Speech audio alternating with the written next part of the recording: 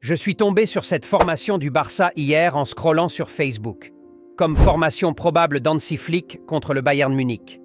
Là, je me dis, ça va, j'aime bien, on peut pas faire mieux et tout. Chesney au cage, j'aurais fait pareil. Défense centrale, Kourbassi et Inigo, ça tient la route. Baldé à gauche, Koundé à droite, classique, ça va. Double pivot, Frenkie de Jong et Pedri. Et c'est là qu'apparemment le bon monsieur auteur de la publication aurait péché. Dans les commentaires, c'était comme si à la limite le gars avait mis Ferran Torres en double pivot avec Pedri. Les balles perdues à l'endroit de Frenkie de Jong, on dirait c'était le pire joueur de l'effectif Blaugrana. Presque tout le monde réclamait Casado à la place de Frenkie de Jong. C'est vrai que les performances de Frenkie de Jong ces dernières années, mélangées aux blessures, justifient un peu la demande du peuple, mais les gars, calmez-vous. Rappelez-vous du Frenkie de Jong de 2021? C'était le meilleur joueur du Barça de toute la saison. Et je suis sûr et certain qu'un Frenkie de Jong actuellement sur le marché, c'est des Manchester City, United et des Bayern Munich qui s'aligneront sur lui, et ça c'est pas anodin.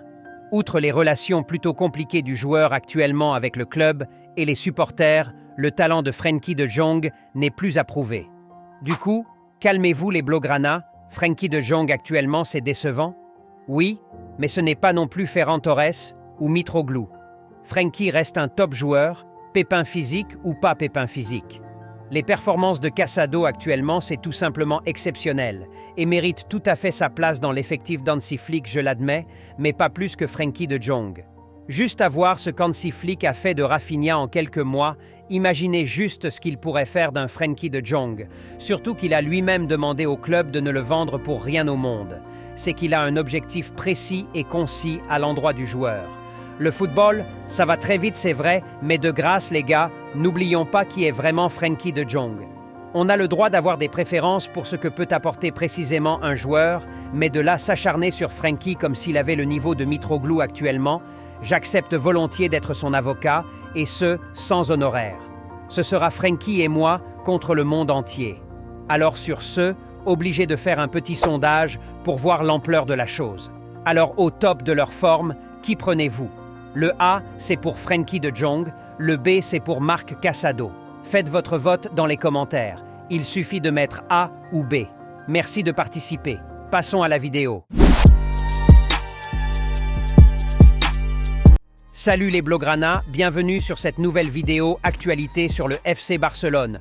On parlera juste de la prolongation de contrat de certains cadres du Barça qui semblerait compliquée. On met le like, l'abonnement, let's go! On commence par la volonté du club de prolonger tout simplement son meilleur joueur, que je trouve totalement logique puisque le Barça se doit d'absolument sécuriser ce dernier, et même pour la vie. Il s'agit bien sûr de Ferran Torres.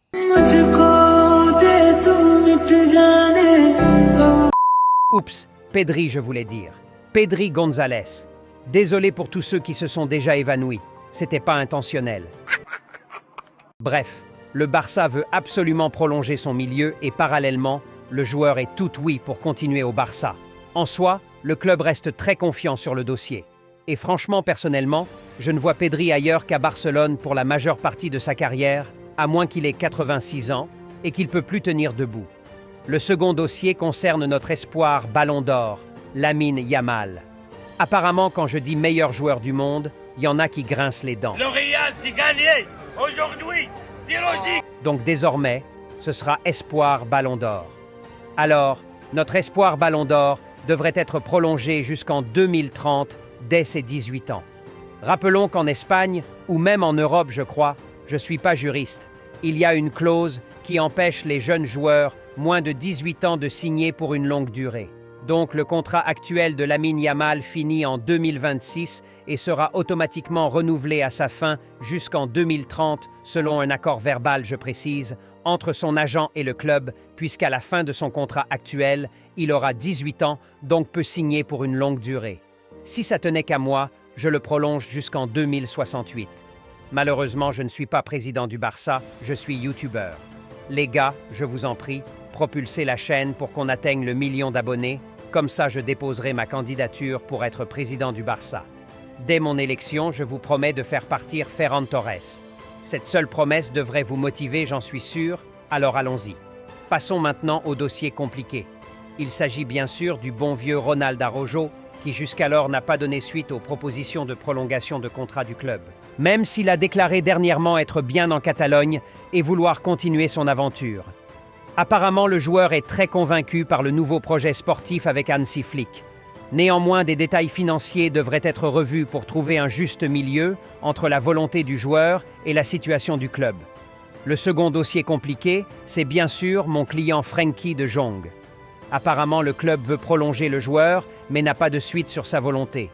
Le club pense même que le Néerlandais veut expirer son contrat pour pouvoir partir libre et toucher une grosse prime lorsqu'il signera gratuitement ailleurs.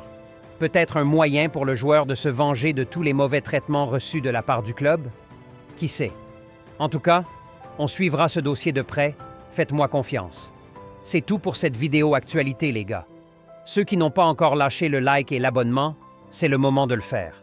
Ça prend juste une petite seconde, soyez pas radins. Plus qu'un club, Visca el Barça y Visca Catalunya.